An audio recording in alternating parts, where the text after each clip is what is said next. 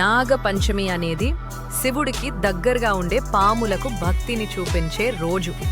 ఈ రోజున పాలు అర్పించడం మరియు పాములను పూజించడం ద్వారా ప్రజలు తమ జాతకంలో ప్రతికూల శక్తుల నుండి మరియు సర్ప సంబంధిత దోషాల నుండి రక్షించబడతారని చెబుతారు. హిందువులకు నాగపంచమి మతపరంగా మరియు ఆధ్యాత్మికంగా చాలా ముఖ్యమైనది. ఈ రోజు యొక్క ఏకైక ఉద్దేశ్యం నాగులు, సర్పాలు లేదా సర్పాలను పూజించడం.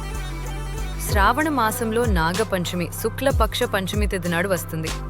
ఈ రోజు ప్రజలంతా ఆలయాల్లో పుట్టలో పాలు పోసి నాగపంచమి జరుపుకుంటున్నారు.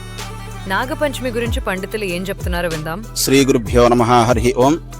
భక్తులందరికీ కూడా మనవి ఏమిటంటే, ఈ రోజున శ్రావణ శుద్ధ పంచమి గనక శ్రావణ మాసంలో వచ్చేది నాగపంచమి అంటారు.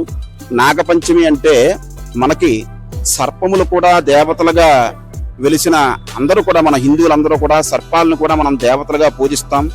మనకి శివుడు ఆభరణంగా, విష్ణువు యొక్క శ్రేష్టల్పంగా ఆ అనంతుడు ఈ యొక్క సర్పాలని అధిరోహించి మనకి ఎంతో వయోభేతంగా వంశవృద్ధి